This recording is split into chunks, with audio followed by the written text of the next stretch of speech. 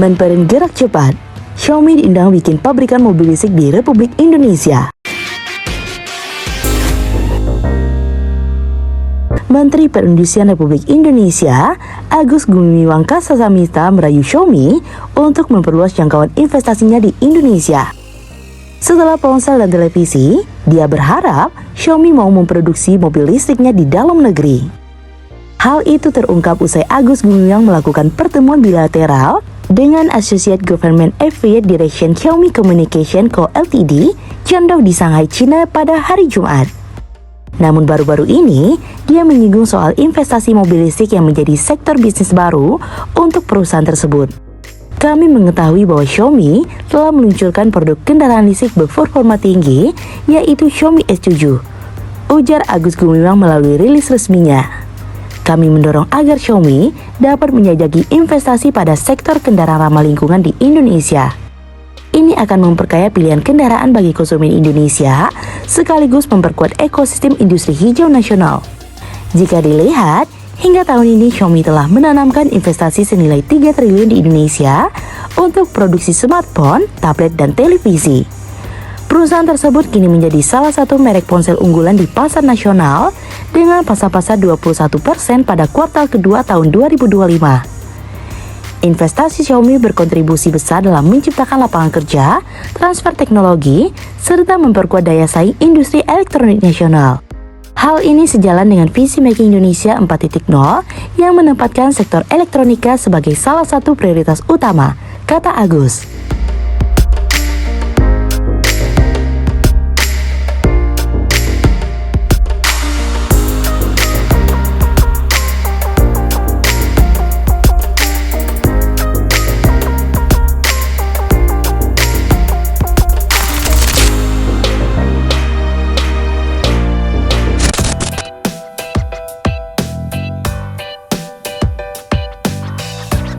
Di pasar domestik, mobil listrik Xiaomi memang sangat laris.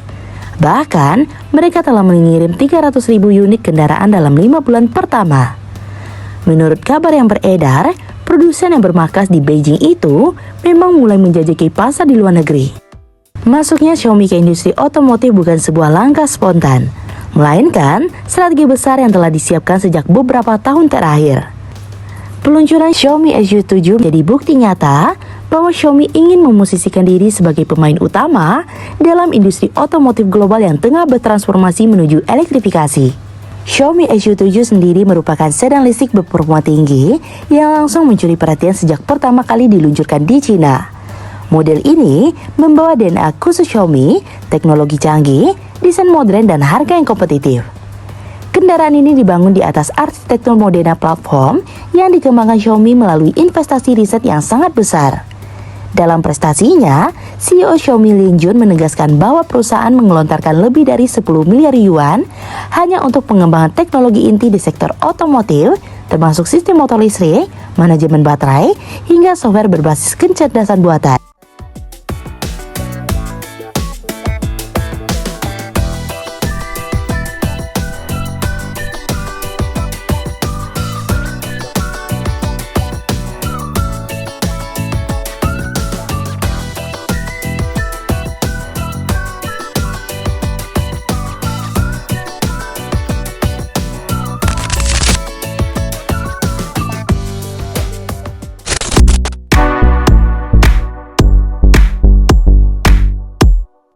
Salah satu kekuatan utama S7 adalah performanya yang cukup mengesankan untuk ukuran mobil listrik yang datang dari produsen non-otomotif.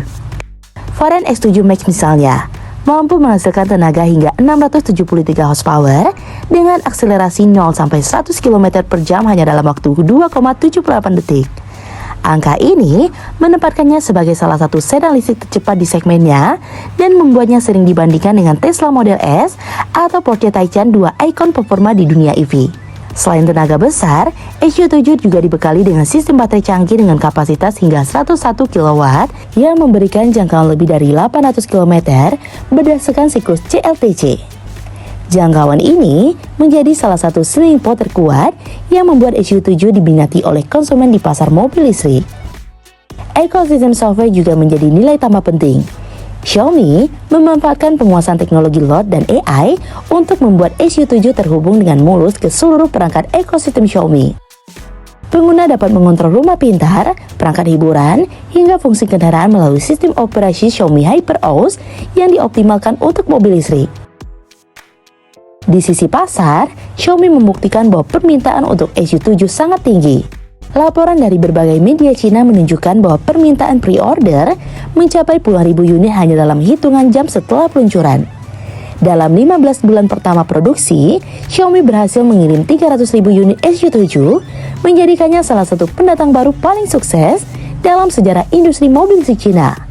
Angka ini penting karena menunjukkan bahwa Xiaomi tidak hanya mampu membuat mobil listrik, tetapi juga mampu memproduksi dalam volume besar, sebuah kompetisi yang sangat relevan jika mereka akhirnya membangun pabrikan di Indonesia.